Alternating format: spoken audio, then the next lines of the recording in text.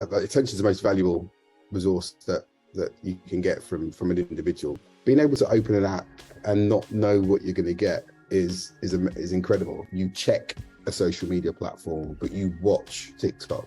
It's a really all-encompassing experience. That's what drives and retains the attention of folks that use the platform. If you want to know what's going on, what's going to be number one in the charts, what people are going to be buying at the shops, scroll for TikTok for 15 minutes.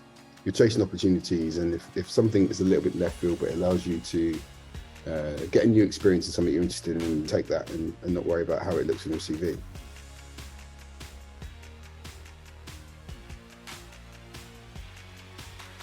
Hello, everyone. Welcome to today's Fireside Chat with Trevor Johnson from TikTok. Trevor Johnson, as you all probably know, is TikTok's head of marketing, global business solutions, EUI. He leads Creative Lab, B2B marketing and comms, brand strategy, and partnership solutions. Trevor joined TikTok from Facebook and Instagram, where he spent 12 years. He started in London as one of Facebook's earliest employees, which is very exciting. And he helped set up 12 commercial offices across EMEA, LATAM, and APAC. He also spent 4 years in New York City and spent his last year running operations for Instagram in EMEA. Trevor also plays an active role in championing diversity and inclusion within the advertising industry, holding advisory roles in a number of organizations in the sector. Outside of work, Trevor is an independent, non-executive director of the operational board of the Professional Footballers Association. He's a mentor of the England Rugby Football Union and is also on the global advisory board of the Soho House Group. Thank you for being here, Trevor. That's a long intro. I'm sorry. That could have been shortened. No, it's a pleasure. Thank you. I could have shortened it for you, but it's fine. Thank you. All incredible achievements that we would love to hear about more. So our moderator for the day is Jon Ratcliffe. Thank you, Jon, for being here. Jon has had a long relationship with London Business School. He's guest lectured and organized lecture series at LBS since 2009. He's also the founder and CEO of the Engage Video Group, which is a fast-growth, data-driven video technology company. EVG has reached billions of people with their videos in the past 5 years, with companies like Nestlé, Unilever, and Coca-Cola, to name just a few. Jon has delivered keynote speeches on the main Debussy stage at the Cannes Lion multiple times, focused on the power of social media video. He's also a Global Agenda Council member for the World Economic Forum. In addition to everything else, Jon was previously head of advertising for Google and led YouTube sales in diverse markets around the world. And he's worked at Google's head office in San Francisco in the Google X marketing team. Until recently, Jon was also an advisor to the Nelson Mandela Center for Memory. Trevor and Jon, over to you now. Soumya, thank you so much for those amazing introductions. And Trevor, the hugest welcome. Thank you so much for making the time. What an incredible career you've had. Just such remarkable organizations. I'd love to talk a little bit about your role at some stage as a mentor for the English Rugby Union, being a firm fan of the South African rugby team. And we've had to... I'm not a massive rugby fan, so that's one of the reasons why I don't mentor the actual sports-wise. It's what they do outside of rugby and post-rugby. So just to be clear, okay, so I can't talk to you about rugby, but I can talk to you about what rugby players could do once they finish rugby. Fantastic. Trevor, what a remarkable career, and just I guess some of the most relevant organizations of our time, from Facebook to Instagram to TikTok today, Soho House, the Footballers Association, Rugby 2, such remarkable organizations. I thought a great place to start would just be to hear your version of your career journey, some of the highlights and lowlights along the way, and what brings us to today. Yes, so thanks everyone for inviting me, and I think we are going to leave time for questions. If you do have questions, then please ask me anything. Career journey is an interesting thing because nothing I've ever done has been planned, right? People talk about career paths, and people always ask me, so what is it that you want to achieve? And I've never known that. I've never had a career plan or a career path. We call it a jungle gym, where I've just chased opportunities as opposed to said, I want to do this. And if you have to look at my CV, I've had multiple jobs in multiple roles in a few big companies, and I've had a lot of pivots within that, right? I'm in a marketing job now. This is the first marketing job that I've had, right? I run a team of about 130 people on the commercial side of TikTok. It's the first time I've run a big team, and it's the first time I've had a marketing job. There was a big pivot. I've been fortunate enough to have a sponsor that I've worked with at Facebook for a number of years, and who's now the president at TikTok. But I've always chased opportunities as opposed to had a real planned path, which means I've been an analyst, I've been a researcher, I've been a marketer, I've been a strategist, I've been an operations person. All of those things have added to what you see now is a pretty diverse CV, but also managed to work with a lot of great companies, doing a range of things. My role for the PFA, for instance, the PFA is a trade union in football, right? It's the slowest, most political thing you could ever do. We had to move the CEO on, who'd been there for 40 years, and manage that and put in a new operational board, and make it operate like a trade union. I've never done anything. I don't know what trade unions were. There's policies and governance, all of that stuff I had to learn. But what they wanted was someone to come in and put in more streamlined processes and think more like a modern business than a legacy trade union. So all of those opportunities are things that have come, and I've said, yeah, that seems interesting, and I'm going to go do that, and I'm actually going to learn and do something different. It was never a career path. So I think the first advice to that is look at your career not as a linear thing, but look at it as something that you can really step out and move across. I've never looked at my boss and wanted their job.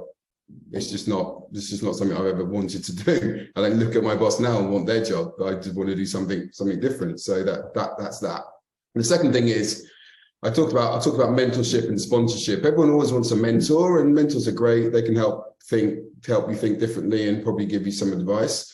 But a sponsor is someone who's actively interested in your progress, right? And as I said, Blake Chandley has been my sponsor for the last 15 years. He brought me into Facebook in 2008 when it was a 300-person company and a 50 million user business, and I left when there were 70,000 employees and 2.9 billion users, right? And through that, I had many different opportunities. He offered me the job after 15 minutes, and then all the way through, I don't actually know what job I was recruited for to do that. He just wanted good people in the organization, and he thought I would be a good person. And I worked with him for about 10 years there. A quick story is that it got to a point where I would do anything for him, because I knew he was invested in my career and in my development, because it's mutually beneficial. He's a sponsor. So when he asked me to move to New York randomly, and he asked me to make a decision that day, and I'd never thought about ever moving to New York, I immediately said yes. I knew it was the opportunity that would be good for me, and he would only offer it if he thought I could do it. So in the same way as the job I'm in now, he brought me over to here. When he described what the job was, I said, there's nothing on my CV that aligns to anything you want me to do in this job. And he said, you'll figure it out. So that's the difference between having a mentor and a sponsor. So you can chase a mentor as much as you want, but where your success comes is if you have someone who is senior and influential, but is invested in your success because their success maps to theirs. So that's the summary of where I am. Chase experiences. Don't look at it as a career, as a ladder. Look at it as a jungle gym, and try and get a sponsor that is going to lead you on that path. And I'm going to pause there in case you want to dig into anything there, Jon.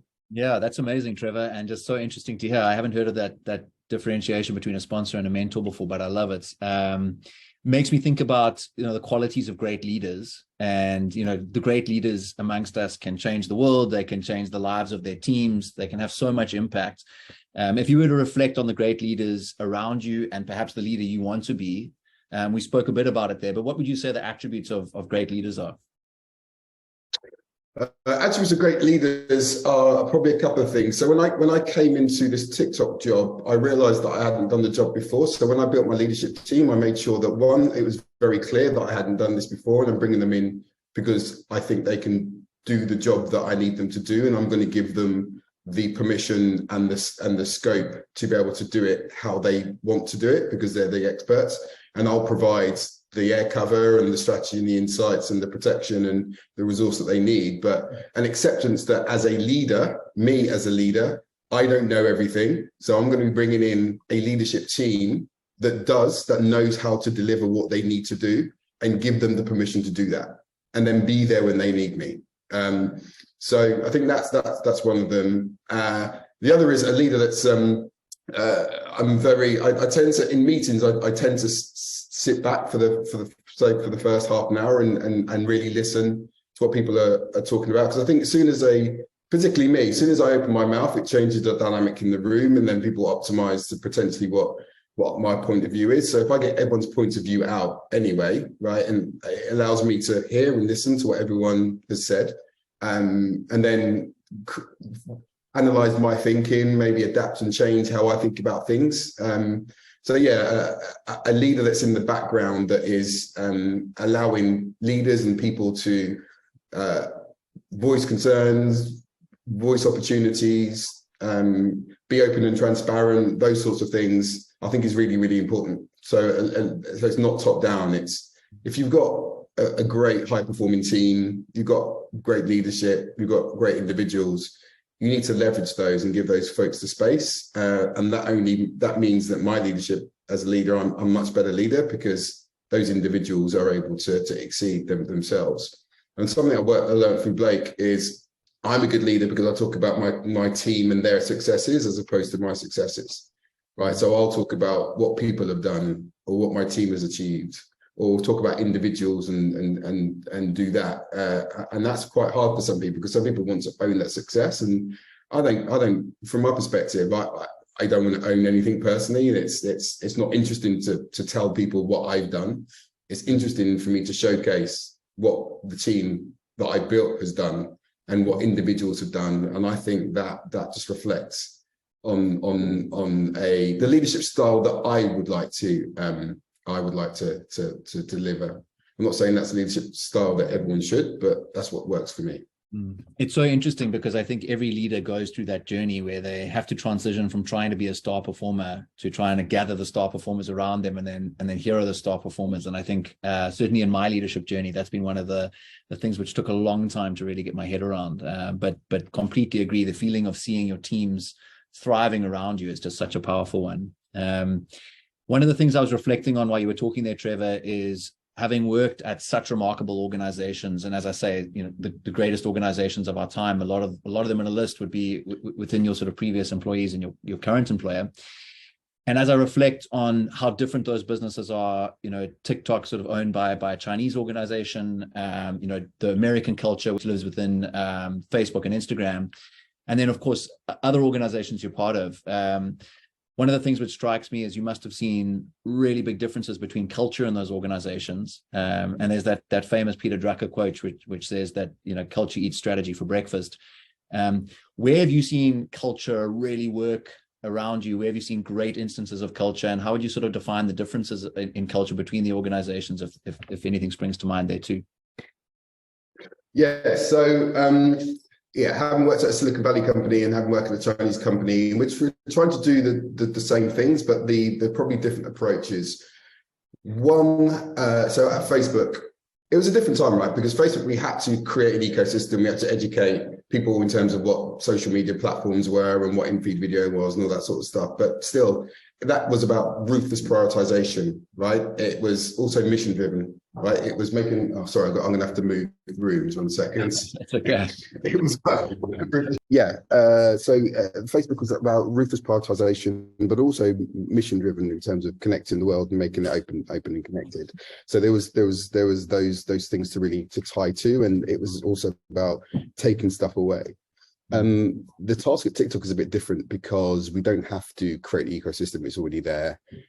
Yes, we're mission driven because we want to drive entertainment and creativity, but we have to optimize and grow very, very quickly. So it's not about ruthless prioritization, it's about doing everything but prioritizing how you do it, or what order you do it in. We have bi-monthly planning, right, which means we sprint every bi-month. We get everyone together. every in the bi-month. We review the business. Anyone that needs to make a decision is on that meeting. We make the decisions, and then we sprint. So there's definitely a culture of rapid acceleration, rapid iteration, bi-monthly planning. And we are mission based, right? It is about entertainment, but it's not. We don't have we have different challenges to what the Facebook's had. So culture is really crucial to how your business operates, how your people feel, and gives people something to work towards, right? And it sets the tone and the pace of the business.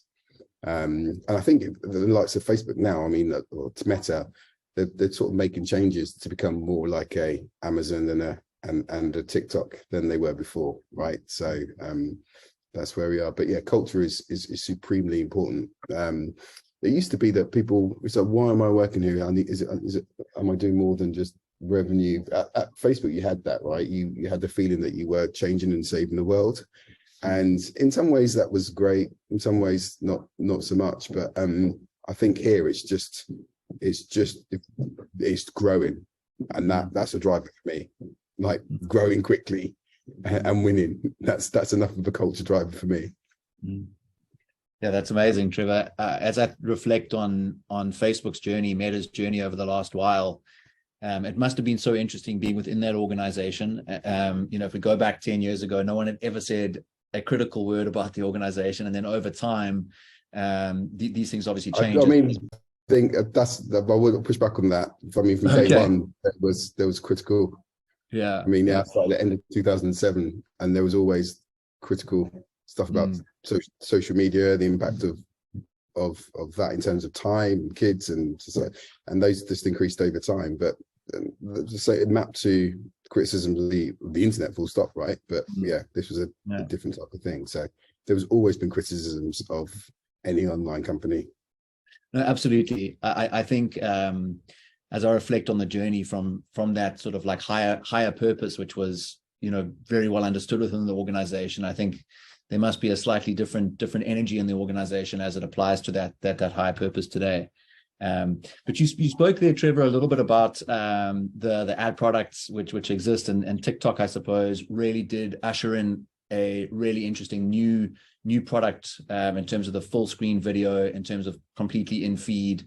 And it's been fascinating to see the other organizations in the ecosystem building a product which looks a lot like TikTok's product. I think one of the things which has been so interesting to watch from the outside is marketers and advertisers trying to understand how to execute within TikTok, and it's just so different from the sort of more controlled environments of TV and the sort of more traditional environments which a lot of marketers come from. Thought an interesting question would just be, having watched this happen in front of you and seen more and more adoption of TikTok as an ad environment, as a marketing environment, what examples can you think of which you've seen of brands doing this really well, of marketers doing it well? Does anything spring to mind in terms of what kinds of things they are doing well to execute well on the platform? Yeah, so despite the fact that TikTok is especially it's a mobile video platform, right? From a commercial perspective, advertising perspective, we've had to re-educate the market a little bit on what our difference is, right? So we're not a social media platform, right? We are a video entertainment platform, and that's probably the biggest thing that we've had to overcome and get people to understand that we are that. And things that are baked into that are social media traditionally has been a sound off environment. We're a sound on environment, right? I spent many years at the previous company talking about optimizing for sound off experiences, but as soon as you come here, unless you're cabbie, sound off doesn't work. It is a sound on environment. So all of a sudden, music and soundtrack and all that sort of stuff becomes much more important, and creativity brings back. So we're having to do that. The social channels traditionally tend to be second screen experiences, right? You're probably doing something else whilst you're on a social channel. We're full screen escapism, right? You aren't doing anything else when you're on TikTok. I talk about the difference between you check a social media platform, but you watch TikTok, right? You create space and time. You put your headphones on it's a really all-encompassing experience. So the re-educating from second screen to it being a full screen escapism is another thing of those. The other difference between, say, social and us is that social is about reposting things and reposting edits. On TikTok, you have to have bespoke creative. So you can bring stuff that you've created on TikTok to other places, but if you take other things from other places onto TikTok, it doesn't tend to work, right? It's one of those things which is both a barrier, but also the biggest opportunity, is that you have to have bespoke creative. It has to predominantly, but yeah, it has to be sound on, feature creatives, cuts and edits, attuned to the zeitgeist and what's happening in societies and meme culture, that sort of stuff. The other thing we talk about is that on other platforms, it's more or less, you talk about a demographic, whereas we talk about communities, right? So you're not going on to target 45-year-old males like me, right? You're going on to talk about people that are probably into cleaning, like Clean Talk is massive, or Book Talk is a really huge driver of what we've seen in terms of books coming back into publishing and driver of real world or real book sales, right? People aggregate around interests and communities, so that's another difference. Another difference, we talk about creators, we don't talk about influencers, right? People go on other platforms to try and influence, but actually creating good content that resonates with an audience is the driver on TikTok. So we talk about creators, not influencers. And then the final thing in terms of where we've had to really re-educate the market when it comes to advertisers and what brand success means, is that people are used to chasing followers, but TikTok isn't about that, right? Your feed is the ultimate discovery experience, in that you open up the app and you don't know what you're going to get, right? And that's the beauty of it. And as long as it's delivered really great experiences, really great creativity, and it can come from a creator or a brand, it's about discovery of good content, right? So again, re-educating people from not chasing followers and getting likes, but to actually creating great content that really resonates and consumes and stops you from thumb scrolling. Those are the things there. So when you talk to me about examples, I'm not giving specific examples, but I've told you what it needs to be successful, and how we transition from a traditional what social is to what it means to be successful on TikTok. Yeah, Trevor, that's fascinating, and thank you. Such a great decoding of what matters there. One of the things you spoke about there I haven't heard before, but I really like it, is the difference between watching and checking, and it makes complete sense. It's very hard to multitask while you're watching TikTok. It is as you say, a fully immersive experience. It sort of reminds me of the sort of the fact that we're living in a world where it's very hard to get attention. And as a marketer today, and sort of just, I'm sure you speak to a lot of marketers, I don't think it's ever been harder for marketers to get attention than it is today, because there are just more and more things vying for your attention. And if you're trying to achieve a marketing objective, everything is downstream of attention. And I guess as I sort of listen to you there, how do you think, and you spoke a bit about this, but how do you think TikTok works differently in getting attention versus what else is out there? That sort of difference between interruptive comms and having to really earn the attention of your audience as a brand. Yeah, I mean, the attention economy is that attention is the most valuable resource that you can get from an individual, right? And that's what drives impact. But I think that the fact that we inspire creativity and bring joy is one of those differentiating things. We've done some research, probably a couple of years now, where we're one of the only platforms where you feel better after consuming it than you did once you went into it. It is tapped into the zeitgeist. I always say to people that don't use TikTok, if you want to know what's going on, what's going to be #1 in the charts, how people are going to be dancing in school playgrounds, what people are going to be buying at the shops, scroll for TikTok for 15 minutes and you'll find out. It's a representative of culture and what's going on. Now, we don't define that culture. We provide the platform for creators and users to showcase that culture. And I think that's where you start to get you get the attention and why we're different. It's also mostly a joyful experience. and it's funny as well. I mean, some of the stuff is really funny, like really funny. I also like just the iteration of memes. So you could watch the video on the same, you've got 15 different videos on the same thing, but the iterative difference between each video, I just think that's incredible. And sometimes, and the lip syncing I could watch 15 different lip syncing videos of the same thing, but they're different in terms of how they manifest themselves. And it's just highly entertaining.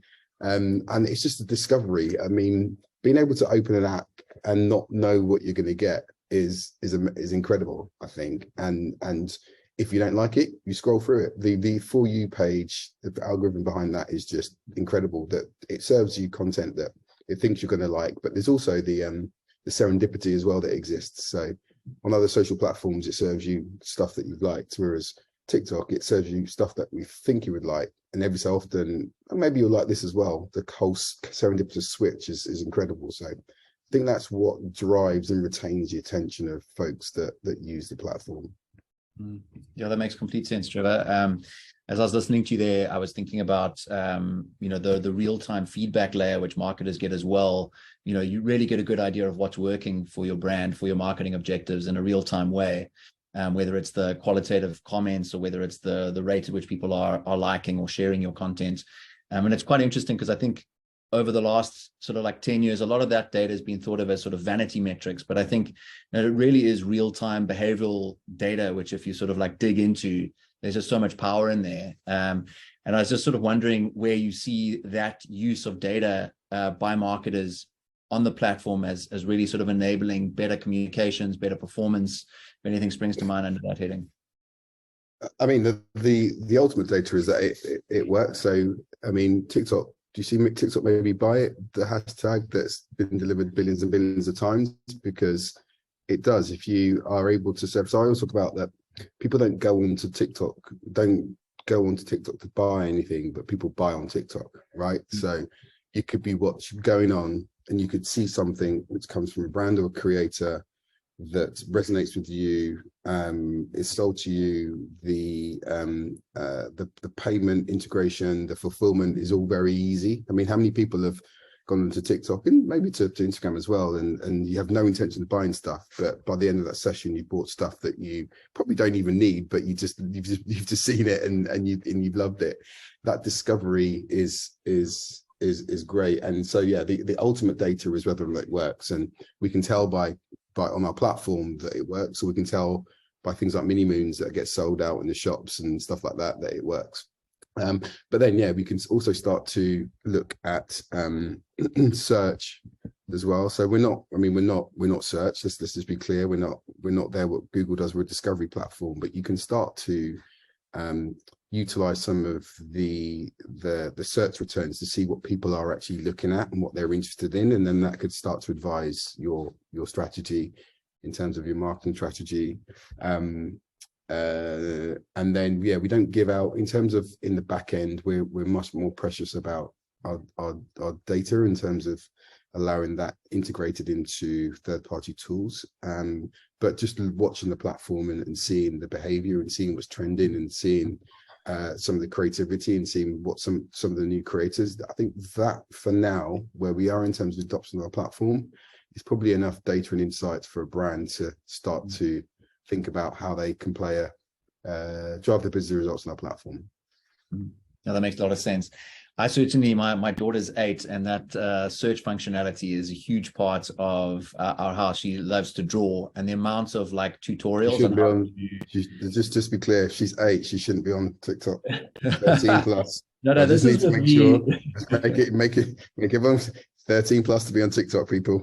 Very true, very true. No, this is very specifically looking for. Yeah, that's right. No. All good. I agree.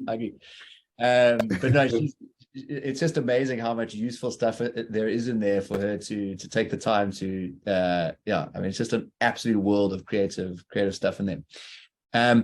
A question came in from Rafile, who just said, having had all these different roles over time and moved into new spaces which you didn't necessarily have experience in, like, have you felt the feeling of imposter syndrome at any stage in that journey, and how have you dealt with that feeling?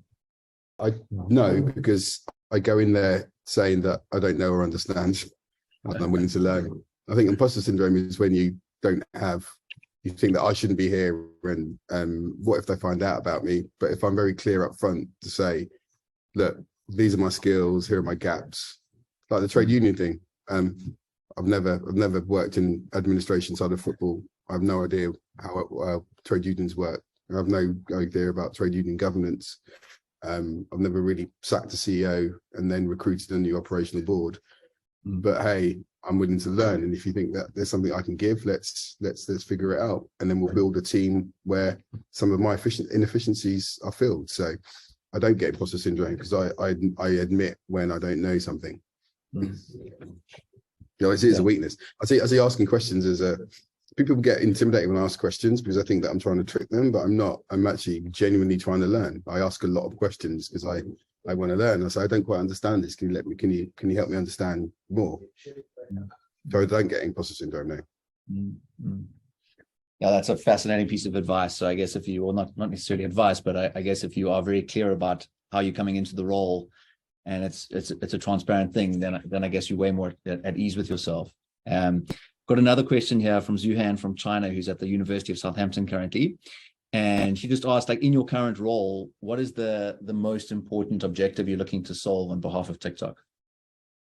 On behalf of TikTok, I mean, I work on the commercial team. It's to grow revenue. I'm sorry, okay. But that's the blunt reality. Yeah. My job is to help the sales team grow revenue. And I'm sorry if you wanted something a little bit more spiritual than that, but it's not, unfortunately. That makes sense. That makes sense. Does that answer the question? Sorry. No, absolutely. And Trevor, so we've got a lot of students on the call today. A very big percentage of the audience is currently studying and about to embark on careers or in the process of career changes. Having had such a diverse career, it'd be fascinating to hear your point of view on advice to people as they're leaving university, as they're planning to leave university, and what you would do if you were in their shoes today. I mean, it really depends on the individual. The first thing is you're probably not going to. Some people you will be absolutely focused and know exactly what you want to be doing. Right? You probably optimized and engineered your whole A-levels and degree to something, and that's fine. You should definitely focus on that. And some people may not know what the hell you want to do. Right? That's exactly where I was. I went to university wanting to be either a politician or a diplomat. I studied American history, British history, and politics, and I came out not wanting to do any of it, right? And then I ended up to where I am now. So I would say that if you've got a photo and you still want to do it, then yeah, absolutely focus on that and really nail that. But also, don't worry if you don't know what you want to do. And I know there's probably pressures now because people want to have a job and want to get on the ladder and all that sort of stuff. So I know it's easy from my position to say not worry about it, but you have to really try to not worry about it. And also don't chase I said it right at the beginning, don't think that once you're on board with something that you have to continue with that and chase the career ladder within that role. Look around and see if there's other opportunities to move. I think CVs now look really different than they did 10 years ago. If you look at people's CVs who've been in the business for a long time, they will have stints that are 5, 6, 7, 8, 9, 10 years, right? Which is fine. But if you look at more CVs of people that are a little bit younger, 2-year stints are absolutely fine. 10 years ago, you'd look at someone's CV and say if they spent 2 years in a number of roles, you'd question that. But that's not so much the case anymore, right? So I would say that have that mindset where you're chasing opportunities, and if something is a little bit left field but it allows you to get a new experience in something you're interested in, then I would take that and not worry about how it looks in your CV. Yeah, that makes sense, Trevor. Was that answer the question? Absolutely. So I see Anthony Sayer has raised his hand and would like to ask a question. So if you want to unmute yourself and bring yourself in. Thanks, John. Hi, Trevor, and thanks for hosting with us. I'm an LBS MBA student. I'm very passionate about marketing, and my question is a bit particular. on TikTok right now, we see this de-influencing trend where TikTokers or creators have the ability to express what they don't like or what they don't recommend in a product. This has been eventually driving down the sales for companies instead of driving up the sales. Why do you think the TikTokers had or were able to be that honest on TikTok and not on any other platform? Because de-influencing existed just on TikTok. Is it because of the platform, or is it because of the community feed, or something else? De-influencing exists. I mean, other social platforms I think there's these examples over the years of where people are able to express their honest opinion about products. I mean, product reviews, comments, they've always been around, right? I think that on TikTok, it allows anyone to express their authentic identity, but also to potentially get seen by as many people as it can, right? Because the algorithm means that if you're delivering content in an engaging way and it resonates with people, it will get seen more and more and more. The concept of virality still really exists on TikTok, where it doesn't necessarily as much as it does elsewhere. So I wouldn't say de-influencing is unique to TikTok. I think it exists. I mean, the whole thing around the internet has been about democratization of content creation and opinion expression. So that's always been the case. I just think on TikTok, it's probably one, because it's the platform du jour, and two, because virality still really exists. And if people are expressing an honest opinion about products, then brands should see that as a good way to get to a little bit of research and new product development off the back of that. So that's my response to that question. Thanks. Thanks, Trevor. So we've got a question here, very specific, around how you go about finding a sponsor in your career. This is from Matt. It sounds like such a great thing, and I think, yeah, a great question there, Matt, around how you do that. Yeah, that's a hard question, because it's easy to find a mentor, because there's mentorship programs and people sign up to be a mentor. A sponsor is a lot more emotionally involved, and it's someone you need to trust, and someone that you don't necessarily have to directly work with them, but they have to know you well enough to back you when you're not in the room, right? So a sponsor talks to you. Sorry, a mentor talks to you, but a sponsor talks about you when you're not in the room. And being able to get a relationship with an individual where they feel that they can do that is hard. So you're more likely to have mentors than you have sponsors, but sometimes if there's an opportunity to have a sponsor who will be invariably someone in a position of power influence, and you showcase to them that you're trusted, that you add value, that you're impactful, and they feel confident enough to talk about you in places where you're not, that's what the sponsor is. But I haven't got the blueprint of how do I go about getting a sponsor. I just think that you need to recognize when you have the opportunity to have one, and then push on that opportunity, as opposed to a mentor where you say, I want a mentor, you can advertise it and someone will come there. That's how that works, but that's not as powerful as having a sponsor. I'm not saying it's not valuable. In most cases it is, in some cases it isn't. Some people just want to put a mentor because so they can say they've had a mentor, right? That's because it's a good trendy thing to do. In the same way that people say, oh, can I have a mentor because I want to be introduced to your network? It's like, okay, if I introduce you to my network, what are you going to do and what are you going to say? And then there's no point, right? Unless you define that. But yeah, it's hard, but it's acknowledging and recognizing when you have the opportunity to push a sponsor relationship, and I think that's down to the individual to recognize that. Thanks, Trevor. One of the things which is super interesting today is just how complicated marketing is for marketers. If you go back 20 years ago, the number of channels you really had to understand to perform well was quite few, and TV would always have the sort of like lion's share of budget, and over time, if you put money into TV, strongly held belief that you could almost guarantee the sales off the back of it.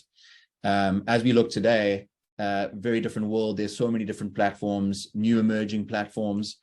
Some of the biggest companies in the world are just sticking their toe into the water of sort of vertical full screen video.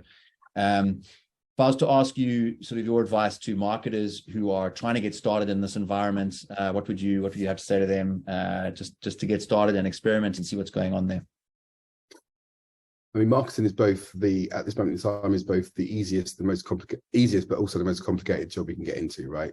Easiest because it's never been easy to reach someone. People talk about hard to reach demographics. You can name any platform to reach a specific demographic, right? If I want to get like 13 to 21-year-olds, Snapchat, TikTok. If I want to get older people, I'll go to a news network, right? It's people talk about it's really hard to reach these folks, but we know where they are and we can target them through ads. But at the same time, in the background, it's quite hard to measure impact and creativity and outcome and all those sorts of things, because you need to aggregate a lot of different things in order to be able to have a very seamless, cohesive marketing strategy that you're able to run multiple platforms, multiple media, and then understand how that impacts. So it's both the easiest thing to get into, but also the most complicated because of its complexity. So I would just say approach it with that mindset. It's like it is how can I express it and make it easy? Consumer understanding, there's lots of data, lots of research, consumer behavior that you can aggregate and get some sort of understanding of who your audience is and specifically who your community is that you want to target. Understand what the message is that resonates with them, have different messages across different communities and different platforms. And then I always talk about at this moment in time, the only way that we're going to be successful is if we don't talk about TikTok, is how we talk about how TikTok plays with other media. So if you end up with another media platform, it's like, yeah, my TikTok. It's like, actually, no, the way that TikTok integrates with or complements TV, for instance, that's a much more powerful discussion to have with a marketer than just TikTok. So I would say that if you are going into marketing, then yeah, definitely have a multi-platform, multi-channel, multi-community outlook on things, and make sure you're talking about how all those things work together as opposed to just a single channel or a single platform. That makes sense, Trevor. As we sort of reflect on the impact TikTok has in different markets, and especially in China, for example, where sales within that kind of live environment are far greater from an e-commerce point of view, and live sales are a far bigger thing. Are you seeing that this is happening more and more in European markets and the US? Is it sort of catching up? I'd say we're still at the very beginning. So obviously we've launched TikTok Shop, which is leveraging. So the dynamics of not just China but Asian markets is a little bit different in terms of live shopping, online retail, e-commerce, right? So a lot more dispersed communities. You don't have centralized cities, really big like rural communities. So actually, live shopping is a way that people can get access to products and services. So that's why it's so big in China and the Philippines and whatever. And small businesses they just want a platform that allows you to create a product, seed your product, sell your product, fulfill your product, right? All of that that's why you have so many different like individuals that are able to sell on through live shopping in particularly in the Asian market. The dynamics are a little bit different in Western markets because, particularly if you think about the UK, right? E-commerce is probably about a 30-year business now, right? Established brands, they have their own fulfillment. We are used to seeing brands and buying brands online. So live shopping is probably, the dynamics is going to be probably a bit different here. But we do see live shopping being big, particularly for creators and allowing creators to monetize themselves on our platform. But TikTok Shop is probably a 5 to 10 year project. We do think that the growth of live and particularly live commerce is going to be significant. It's just that the culture and dynamics of what that means is probably going to be different here than it is in China because of those cultural, economic, and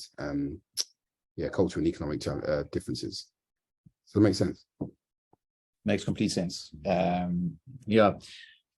Trevor, as you sort of spoke about your team earlier, you said you've got 130 people reporting to you, sizable team.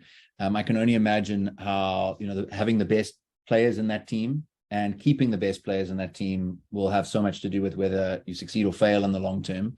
I'd be fascinated to hear your point of view on how you find those great players, and I'm sure it's about sponsoring your own individuals underneath you. But how do you find those epic people, and how do you keep them? So, I mean, we've grown our team very, very quickly, and the thing we've optimized to has been mindset, because I know it sounds silly, but TikTok is still a fast-growing, we're still a startup, right? There are systems, tools, and processes that should be in place that simply aren't. I mean, Ethan, someone in my team, Ethan is here. He joined about 6 or 7 months ago, and he'll attest to the systems, tools, and processes that you would expect to be in place of a company of our size. It's not here yet. Right? He's not on there. So we recruit people that so I talk to the onboarders.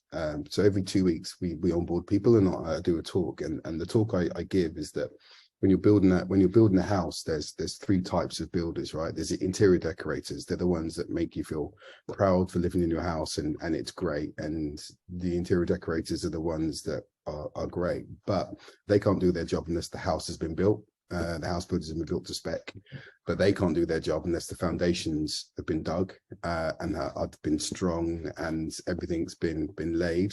And we need foundation diggers. So you may be an interior decorator, but actually we need you to dig foundations, right? And that's the mindset that we've been optimizing to. And if people come in knowing that they're working for a company, not the brands, I think as long as you avoid hiring people that are, I'm working for TikTok. It's like, yeah, TikTok's great, but actually you're working for a company that is a startup that is growing very exceptionally quickly, that we're going to ask you to do things that aren't necessarily in your job spec at this moment in time. We just need you to grow and do that. Then that's great. And I think people like being part of that as well as the cultural stuff. I think it's also good that TikTok drives culture that makes you feel great.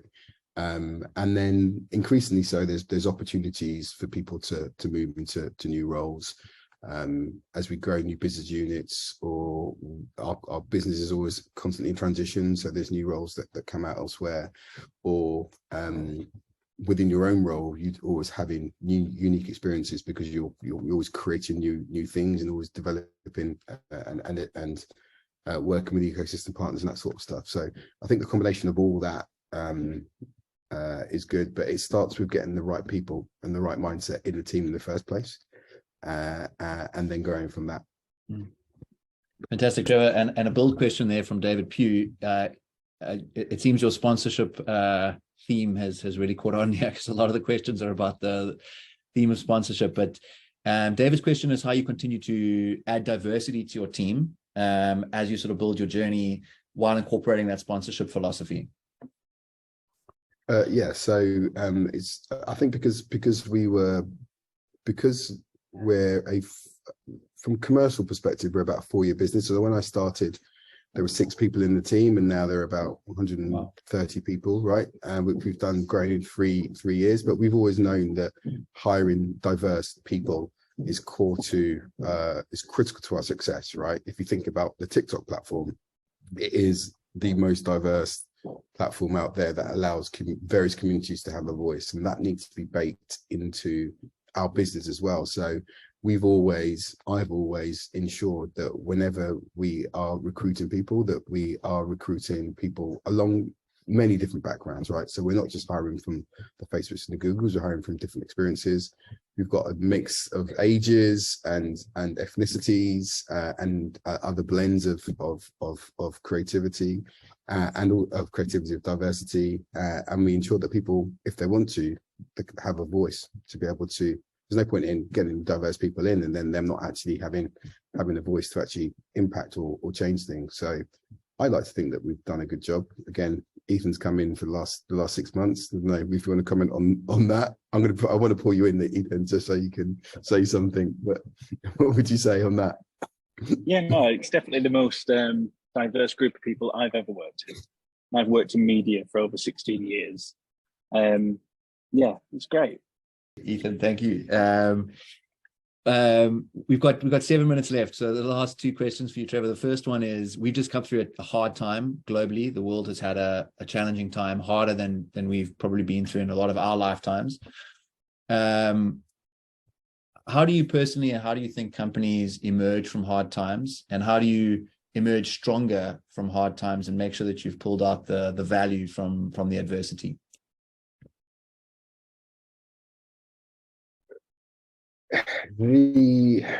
So there's a couple of things. I think everyone's been really resilient. The reason why I'm struggling to answer this question is because from a company perspective, an industry perspective, I think we thought a lot of things were going to change because of, are you talking about specifically about COVID, yeah? So you're talking about? Specifically, yeah. I think the whole world, there are more layoffs, there's just more of that challenge. Okay, yeah. So I think companies pivoted very hard through COVID, and they realized that should come out of COVID, not much has changed since pre-COVID, right? So I think we did that, and there was a little bit, everything's going to change. There are still some legacy things like working from home, remote working, hybrid working, that sort of stuff. I don't think we sort of nailed that. I don't think anyone understands what that model should be. Should we be back in offices? Should it be hybrid? Should it be all work from home? I think that depends on the company and depends on I don't think there's a one holistic approach. I think we have to take a company by company approach to that. So I think those sorts of things need to be worked out. But I think people pivoted in a direction because they thought COVID was going to, that period would change everything, and it really hasn't really. I mean, we're sort of going back to what it was, say, pre-COVID. So that's why I'm struggling to answer that question. I think yes, the legacy of understanding what we want from life, individuals, I think that's probably where we are now, right? I think people think much more about themselves and what makes them happy versus relying on the work to make them happy. Right? I'm much more optimizing, making sure that I just think what it would have, so my life would have been, when I first joined TikTok, right, it was 6 weeks before COVID, and I had to explain to my wife, who had just had a kid, that I was leaving this very comfortable job at Instagram where I was like traveling, but I was home a lot and it was all nice and it was great, to a job which was at a startup, which meant that I'd be working exceptionally hard and probably be away all the time, right? And explaining that to her whilst we had a 6-week child. And she was like, if that's what you need to do, then you need to do that. And I think thankfully COVID came, because it meant that I could be at home all the time and I watched them grow. And now when I think about it, I optimize my weeks and my days to ensure that, yes, I work really hard, but it's integrated. It's not a balance. A work-life balance means that you're compromising something, right? If it's a balance, if you integrate it, it means that you're considering both. And I think I'm more about the integration now than I was. It would have been balanced before. So I'm not sure if that answers your question, but it's really hard, that question to answer, because there's lots of things that have changed and there's lots of things that just haven't.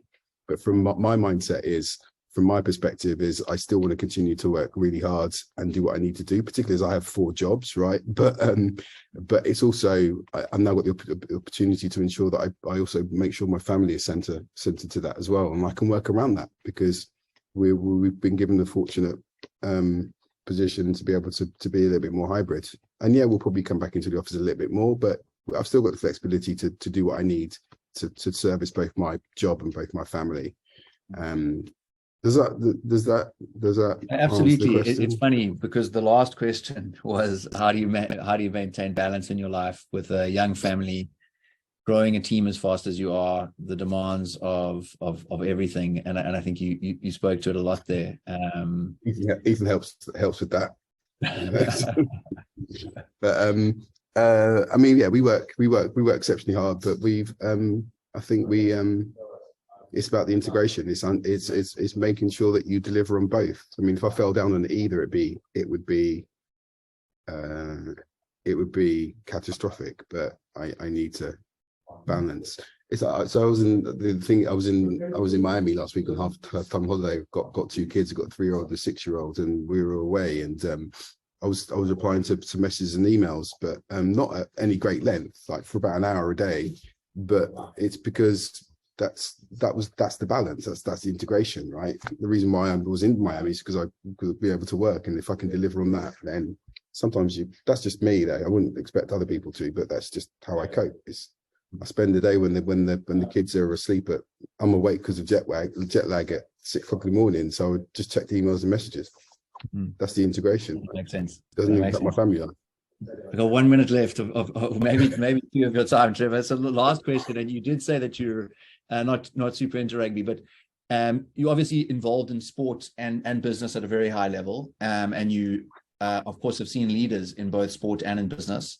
And the thing I'd just love to hear from you is where you see the overlaps. Where have you learned stuff from sport which you feel really transfers into business, and where have you felt business really transfers into sport? Yeah, so I mean, with sport, they want to operate more like business. So the reason why I have people like me is to understand how they can be a little bit more professional, a little bit more focused, a little bit more driven, a little bit more less political, and move faster, move quicker. So I think that's what sport wants. They want to have that. And from a business perspective, learning from sport, I think the whole thing around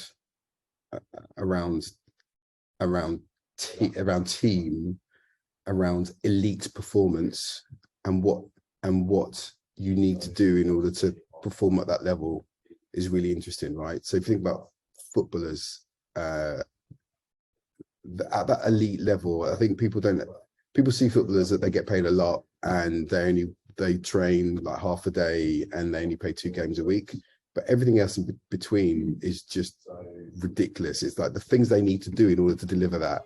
It's just exceptional, right? And I've got an understanding of what it takes to be really at the top of your game, and it's all encompassing. And I think there's something from football and to a lesser extent rugby that you get that actually is that if you can tell why they're at the top of their game, it's because everything they do, every focus they have is on being the best and in that. And I think there's some elements that you can take into the business based on that, and it's really interesting. It's just really interesting, I think. Thanks so much chatting to you today. Thank you so much for your time. Ethan, thanks for helping us make this happen. Soumya, thanks so much for your incredible introductions up front. Yeah, Trevor, we all really appreciate you. Thank you so much for your time, and look forward to following your career from here. Thanks, guys. Cheers. Speak soon. Bye. Thank you all so much for joining. I would also just like to let you know that we have a Marketing and Strategy Club conference coming up on March 9th, and we hope to continue the momentum of the amazing speakers we've had like Trevor today. So please do sign up. We'll be sharing the link. We also will be having speakers from across different industries like CPG and media, and our theme will be opportunity and uncertainty. So I can see a lot of the themes that we discussed today really continuing on into the conference.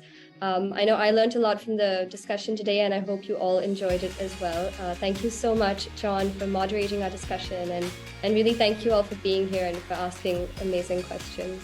Thank you so much. Have a great day, everyone. Thank you, Soumya.